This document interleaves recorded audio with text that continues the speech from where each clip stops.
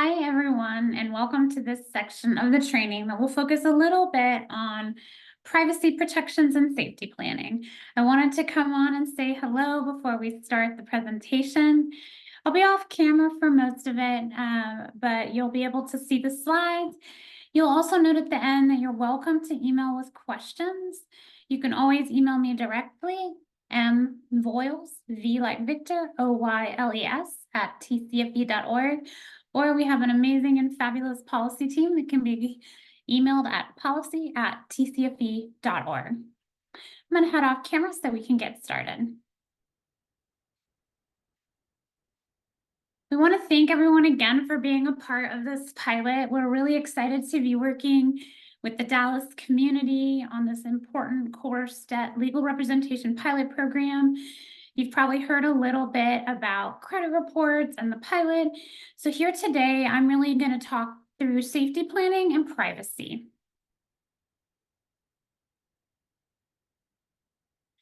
You saw me a minute ago, so I won't spend too much time here. I get the privilege of being the Director of Public Policy here at the Texas Council on Family Violence. We have an amazing policy team of nearly 11 policy advocates who work on different areas. You're familiar with my colleague, Laura Nuveres, who is the primary lead on this. One of my roles has been always on privacy and safety planning. So I'm excited to be here today. I am a former advocate who had the privilege of working in a collaborative around housing and doing great work around coerced and credit many years ago. So it's exciting to be back here today. The first thing we want to do when we're talking about privacy is really center the terms privacy, privilege, and confidentiality. Privacy, I like to think about as something that can be used two ways. One, sometimes we default to it as an umbrella term that defines all of the options around privilege and confidentiality. More accurately, privacy is a decision you make about what to share. I made the decision to tell you my real name. I also could have made the decision to tell you what I ate for lunch today. That would be about my privacy. I offer those as light examples, but y'all know as advocates, every day a survivor is deciding what they want to share and what they don't want to share. We want to honor that in every step of this pilot program. And because of that, it's really crucial we keep in mind that the ultimate navigation of what they decide to utilize within the pilot program is optional. We know the programs working in this pilot already know that, so we're really just emphasizing that today. When we talk about confidentiality, we are generally referring to a grant agreement most of your agencies have entered into, likely from the Family Violence Prevention and Services Act, or FVPSA, but also potentially from the Victims of Crime Act, VOCA, or the Violence Against Women Act, VAWA. Those grants essentially say, in receipt of the funding, you will agree to adhere to confidentiality requirements. As a general overview, those requirements say that you will not release information to a third party. And as a note, a third party is TCFE, a third party is the Texas Advocacy Project, or TAP, and a third party is Texas Appleseed. Essentially, a third party is anyone outside of your agency. So you will not reveal information to a third party unless certain exceptions exist. One of the exceptions most people are familiar with is if there is a duty under the law to make a mandatory report around elder abuse, exploitation, or that of a child. In those instances, you are able to make the report as required under the law. However, the law solely requires the report, not additional follow-up. You can do so when there is a release of information that the survivor has had informed consent processes about. We'll come back to that in a moment because that'll be central to this pilot. And then generally speaking, there is language pertaining to court orders and what would need to do, what y'all would need to do as a response to those court orders. I want to pause on going over that for a moment because those are the agreements, but in Texas, we actually have gone a step further and said then in addition to those agreements under Chapter 93 of the Texas Family Code, a victim holds a privilege in the relationship with a victim and an advocate. That privilege means that you are actually moving beyond an agreement into a prohibition against disclosure of survivor confidential information or privileged information, unless certain exceptions apply. We know many of you have received training from us on those provisions. Certainly the one I mentioned earlier around abuse, exploitation, neglect of children or the elderly or disabled apply. There are a couple other specific exceptions we'd be happy to talk through with you that may not directly pertain here, and they ultimately help you navigate court orders and provide additional protections to survivors for those court orders. We are happy to offer enhanced training on that. We only have a few minutes here today to go over everything, so just making a note there. If you're asking what does that mean in terms of this pilot, what it really means is that our great partner, the Texas Advocacy Project, who also takes privacy, confidentiality, and privilege very seriously, and as you may make the assumption, their attorneys have a different form of privilege, they are still a third party. And so it means a survivor who would like to enter into the coerced debt pilot has two routes towards being able to do so. The first is when they may sign an informed consent.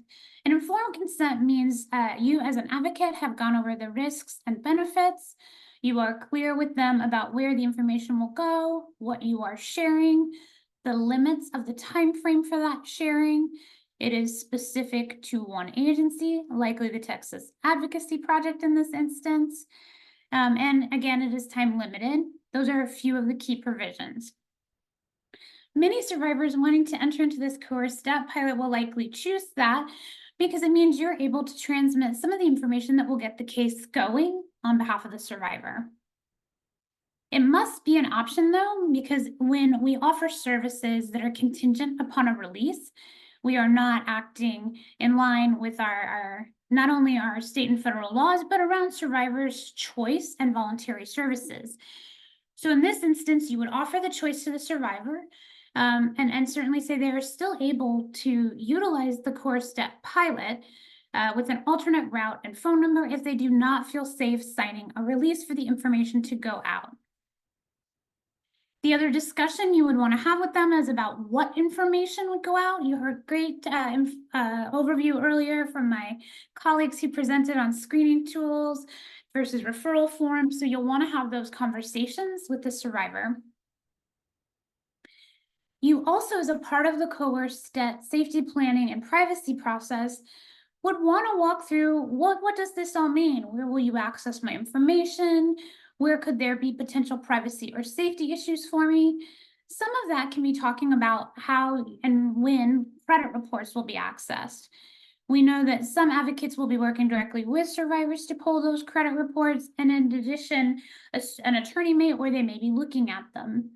In doing so, you'll want to talk through safety around security questions and their address safety. Before we go back to those last two bullet points, we want to show here on the screen the referral form. It is a bit different than the screening tool. The referral form still has what we call personally identifying information, which means it would require a release from the survivor for you to share. And you'll see here in red that big note about getting the survivor's consent, which would be done via a properly issued release of information. Here, this is the form with the specialized referral for the Texas Advocacy Project, our great partners with Texas Appleseed and the Texas Council on Family Violence. And essentially, you're offering them enough information to be able to start the process around the coerced debt. Again, if a survivor does not want to sign a release to share this information on the referral form or prefers another route, there has been that other process offered where they are able to call the Texas Advocacy Project and do their own intake. I mentioned earlier that one of the pieces that will be important is discussing privacy and safety around pulling a credit report. One of the key pieces we want to hang on to here is around use of safe address. You want to make sure that sometimes when you're pulling a credit report, older addresses are on file, or if you're asking for it to be mailed, it could be mailed to that old address on file. So working with a survivor to identify the address they feel is safe and unknown to an abusive partner will be critical. When we think about mail access, that one is the one that would really want to be highlighted. And then thinking about where would you like it mailed? We know many of y'all have a PO box if the survivor does not have an alternate address that feels safe, but just highlighting we would not want that credit report to be mailed to an unsafe address. If the survivor is using online access, then there wouldn't be as many issues around the address, but you would want to think through the security questions and the security passwords. We know many folks love to use a password that is well known. It is hard to remember passwords. We get that. Sometimes they say either the most common password is password or your birthday. And if we think about someone who's been in a relationship with someone they love, an intimate partner, they typically know many things about you. They know your birthday, they know your child's birthday, they know the first concert you went to. So we usually say that when we're creating security questions, it is best to go ahead and lie as long as you can remember. There is no need to offer accurate information to security questions. It does mean that for online access, you would either need to be able to offer those to get in or make the changes. We mentioned this a minute ago, but the other thing to think about is that a part of this process will be looking at where all the information that is going into the credit report comes from and how to support a survivor around safety planning in general around access to finance and financial information. We usually say changing passwords and PIN numbers and security questions is really ideal. We know it can be difficult to think about how to do that and remember them all, but supporting a survivor to come up with those unique passwords and also security answers. Otherwise, that information may be known to the intimate partner. I know many of y'all know this again as domestic violence programs who are doing safety planning a lot. But here on the slide, you just have a few examples of places that are common when working around credit and coerced debt to check. Of course, it's always good to ask the survivor if they have other pieces that they would want to consider as you're moving forward in this process. We also want to just take a moment to say that the general safety planning we do all the time with survivors will also be critical. Usually, if you think of safety as a toolbox, what all do survivors need? Do they need to consider this tool or that tool? One of the key pieces that can be helpful to a survivor is thinking about their phone, which is really, like I say, sometimes a baby computer. We use the conversation around digital hygiene, the idea that everyone's use of technology will be different, everyone's safety will be different. So consider phone settings. Do you want to have your location tracking on or off? Do you want it on for certain apps? You have the ability to do what's called overall privacy decisions. That's where you may turn off location across your phone, or you can do inline safety, and that can be where you go app by app, what you feel comfortable with. That's really important because location services being on typically means that you have geolocation tags embedded either in your check-ins if you're on social media or behind a picture that you might upload. And certainly it means that there is tracking of your data at that point. It's important to think about what you want synced to the iCloud or a Google Drive and who has access to your iCloud, your iPhone, or if you're on an Android, your Google Drive. It's that information is typically shared. Many folks share music, share family plans. So making sure that before you do any of this, that you're considering where your data is backed up. When we think about online personal information, it's important for survivors, and I say for survivors, not for advocates, to think about Googling their name and see what information is already available about me. Where can I see the information that may be publicly available now so that I can either navigate removing that from online content or thinking about a safety plan. And sometimes you may be okay with it. Sometimes when you Google your name, it can be misleading information that feels good. For some survivors, again, digital hygiene is important. Consider what you do post in terms of information or photos on social media. I know you all know this. Again, you're an amazing group of advocates, but once it goes up, it's very difficult to ever go down. And so having conversations that are more like, have you considered this? What does your safety look like here? Tell me more about what would feel comfortable being publicly available and what would not, will allow the survivor to do their own digital hygiene. There are a couple safety tools that are just great for everyone to use. First and foremost, it is important to always use a private browser. Private browsers do not mean that you have the need necessarily for removing cookies and clearing browser. I personally use a private browser for everything. Consider the passwords you're storing, the credit card information you're storing, all of that. If you are still navigating your relationship with the intimate partner, perhaps still in it, still thinking it through, or maybe you even left and they are tech savvy, means they may have information available to them. And so when we think about some of the highlights, we think about private browsers, we think about making sure we change passwords and security information, that we always consider our location data. And most importantly, we trust a survivor's instinct. Sometimes they could say it may be safer for me to post a photo here and there. So making sure that expertise is highlighted. For survivors who have a more serious safety risk, they may want to consider using VPNs, which can help the security and strength of your internet browser. And it's basically identifying number and an IP address, and can serve to look like almost a phone number, and considering other safety measures. We also know that for many survivors who have experienced coerced data, it can feel potentially really promising and exciting to be in this pilot. You could also be a survivor who's experienced identity theft and you want to access those protections. And having y'all trained and having a great partnership with Texas Appleseed and Texas Advocacy Project is huge. But we also want to make sure folks know this process takes quite a long time. It will require navigation of many other safety measures. And while we don't want to say that to deter anyone, we want to make sure folks understand their expectations, that this will not be an overnight solution. We also know that if the debt precedes the year of enactment of the statute, 2019, it may not apply to them. So just making sure we have that.